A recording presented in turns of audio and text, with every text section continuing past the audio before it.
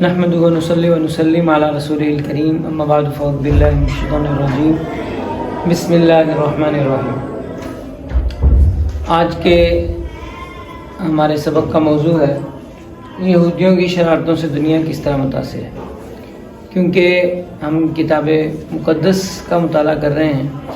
اور خاص طور پہ پہلے حصے کا تناخ کا مطالعہ کر رہے ہیں، تو اس میں یہودیوں نے بہت ساری تبدیلیاں کی ہوئی ہیں۔ پہلی بات تو یہ ہے کہ یہ جو ہمارے پاس یہ جو موجودہ کتاب ہے، کتاب مقدس کا جو پہلا حصہ ہے یا جسے یہودی تناخ کہتے ہیں، یہ جمع کس زمانے میں ہوئی؟ تو اس بارے میں 3 باتیں جو ہے وہ کنفرم ہیں۔ پہلی بات یہ کنفرم ہے کہ موجودہ تناخ جو ہے، جو عہد نامہ قدیم جسے کہہ رہے ہیں، اور یہودی کی وجہ سے عیسائی جس کے ماننے پہ مجبور ہیں، یہ پہلی بات یہ طے شدہ ہے کہ یہ حضرت داؤد علیہ السلام کے بعد جمع ہوئی۔ دوسری بات یہ طے ہے کہ جب جنوبی اور شمالی ریاست کا اختلاف ہوا تھا تو اس کتاب کو جو لکھنے والا ہے وہ شمالی ریاست کا فرد ہے، جنوبی ریاست کا حضرت داؤد علیہ السلام، حضرت سلیمان علیہ السلام، ان کی اولاد کے جو علاقہ تھا اس علاقے کا بندہ نہیں ہے، بلکہ شمالی ریاست کا بندہ ہے۔ اور تیسری بات یہ کنفرم ہے کہ آخری جو فائنل اس کو ٹچ دیا ہے، آخری جس نے اس میں عبارتوں کو آگے پیچھے کیا ہے اور مسودے کو فائنلائز جس نے کیا ہے، وہ شخص بابلی قید سے چھٹکارے کے بعد یعنی 520 قبل مسیح کا کوئی شخص ہے جو اس کتاب کو تصنیف کر رہا ہے۔ اب ان تینوں باتوں کی دلیل کیا ہے؟ پہلی 2 باتیں جو میں نے کہیں کہ مصنف داؤد کے زمانے کے بعد کا ہے اور اس کا تعلق شمالی ریاست سے ہے۔ اس کی وجہ یہ ہے کہ اس کتاب میں حضرت داؤد علیہ السلام کو 2 بہت بڑی گالیاں دی گئی۔ حضرت داؤد علیہ السلام کے نسب میں 2 گالیاں دی گئی ہیں جو کہ تورات کے احکامات کے خلاف ہے، یعنی جو ممکن ہی نہیں ہے۔ تو 2 گالیاں ایسی دی گئی ہیں تو یقیناً وہ بندہ جو ہے حضرت داؤد کے اور حضرت داؤد کی اولاد کے بغض میں بھرا ہوا ہے۔ دوسرے نمبر پہ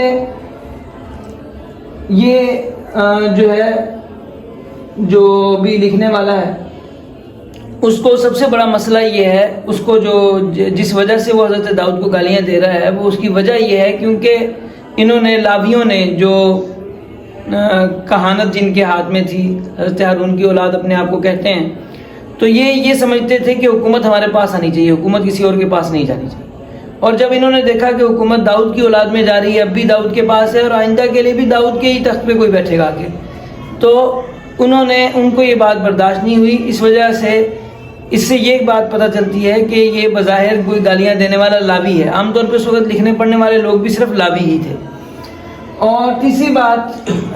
یہ دونوں دکھ جو ہیں، یعنی حضرت داؤد علیہ السلام سے ضد اور حضرت داؤد علیہ السلام کی اولاد میں حکومت ہونے کا غصہ، یہ دونوں باتیں شمالی ریاست والوں کو تھیں، جنوبی ریاست والوں کو نہیں تھیں۔ تو اس سے یہ بات کنفرم ہے کہ لکھنے والا کوئی شمالی ریاست کا بندہ ہے۔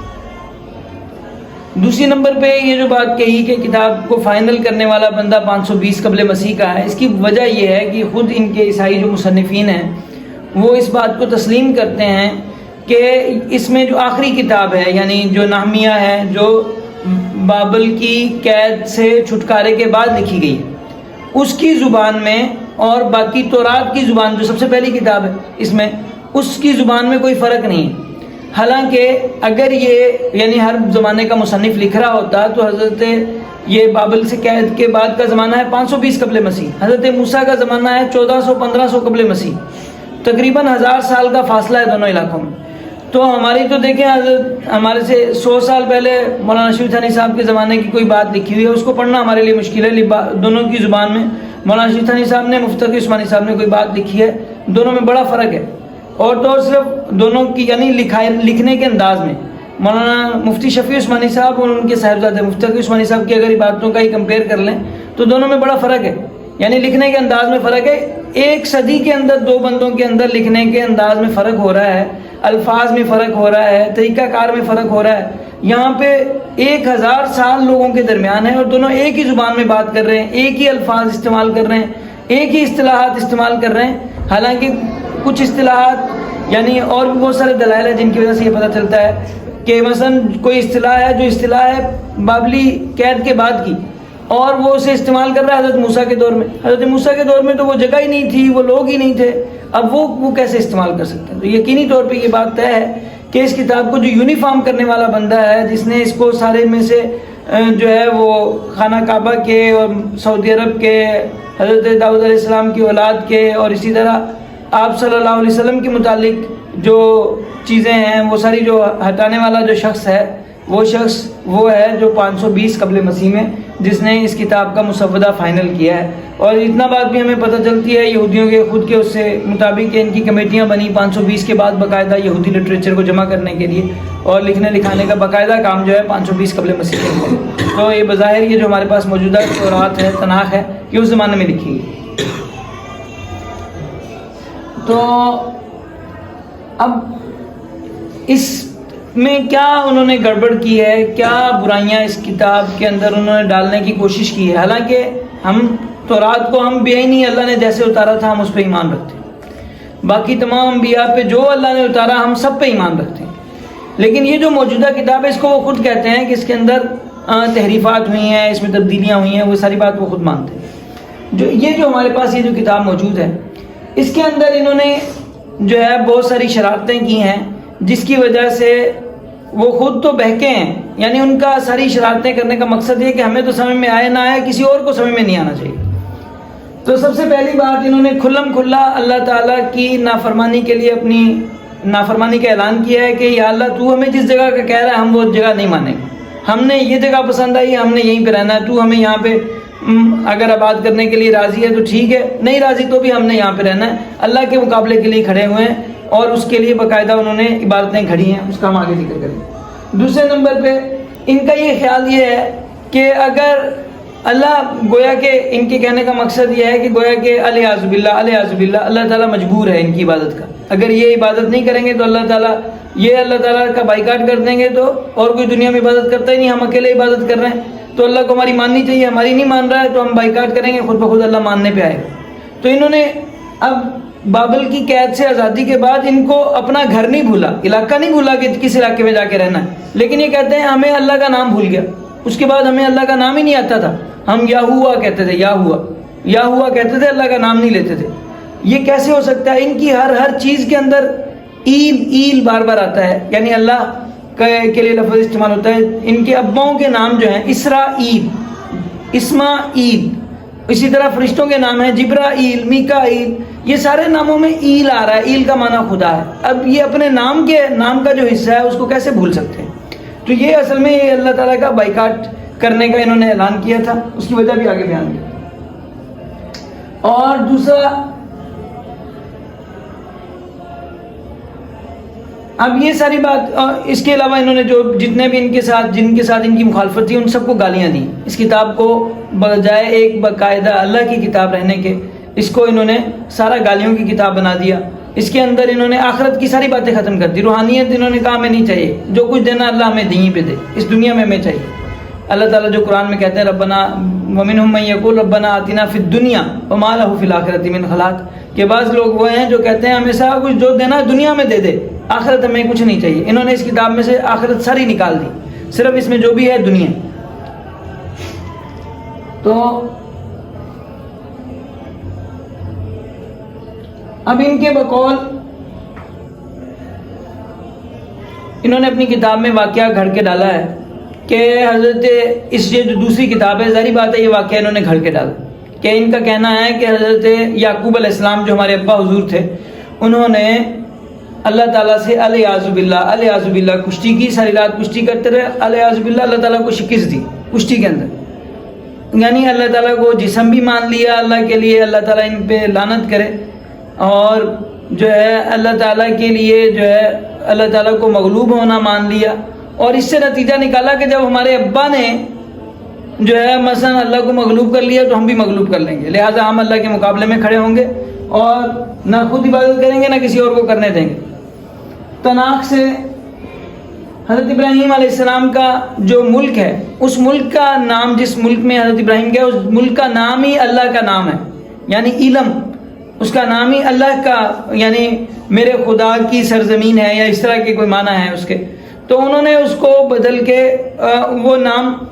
کبھی دائیں کر دیا کبھی بائیں کر دیا، اور وہ کہتے ہیں اس جگہ کو ہم نہیں جانتے۔ اس طرح انہوں نے جو عبادتوں کا جو ان کے لیے جو حکم تھا وہ چاند کے طرح تھا، جیسے ہماری عید چاند پہ آتی ہیں، ان کی عیدیں بھی چاند پہ تھیں، اور چاند دیکھنے کا یہ ان کے یہاں بڑا اہتمام ہے، چاند دیکھنے کے بڑے ان کے گر ہیں، کیسے چاند پتہ چلے گا، چاند نظر آیا نہیں آیا، اس کے اوپر بڑی ان کے اوپر باقاعدہ کتابیں ہیں۔ لیکن اس کے چاند کے نظام میں ان کی جو ہے وہ خوراک پوری نہیں ہو رہی تھی جو لاوی تھے۔ اب چاند کے نظام میں کبھی فصل ہے کبھی فصل نہیں ہے، تو خوراک نہیں مل رہی ان کو، جو یہ لوگوں کے اوپر جو لگانا چاہتے ہیں، ٹیکس لگانا چاہتے ہیں۔ تو انہوں نے کیا کیا کہ ساری عیدوں کو اس طرح قمری نظام کے اندر، قمری مہینوں کے اندر اس طرح انہوں نے اس میں تحریف کی ہے کہ اب وہ شمسی اس پہ آ گئے ہیں، دیکھتے چاند دیکھ کے عید بناتے ہیں، لیکن مناتے فصل کے بعد، یعنی ہر عید کو انہوں نے کسی فصل پہ رکھ دیا ہے کہ فلانی فصل، جو مثلا گرمیوں کی فصل اٹھائیں گے تو یہ عید آئے گی، سردیوں کی فصل اٹھائیں گے تو یہ عید آئے گی، اگر کوئی 2 ماہی فصل ہے تو اس کے بعد پھر یہ عید آئے گی۔ تو یہ اس طرح انہوں نے جو ہے اپنی عیدوں کا نظام کر رکھی ہے۔ اب ہمیں ان کی تحریفات سے کیا مسئلہ ہے؟ اب بنیادی طور پہ بیچارے عیسائی جو ہیں، عیسائی حضرت عیسیٰ علیہ السلام کو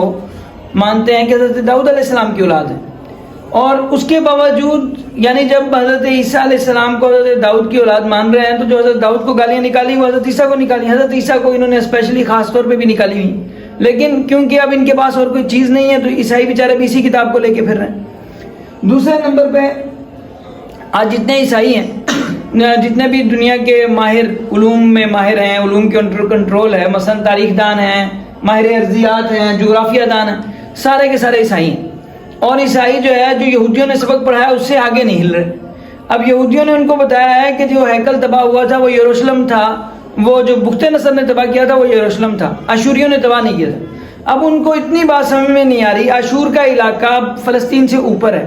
اشور کا حکمران وہاں سے آ کے مصر پہ قبضہ کر لیتا ہے، یروشلم کو کیسے چھوڑ دیتا ہے؟ تو یہ کیسے ہو سکتا ہے کہ یہ یروشلم جو ہے وہ شمالی ریاست کا حصہ نہ ہو؟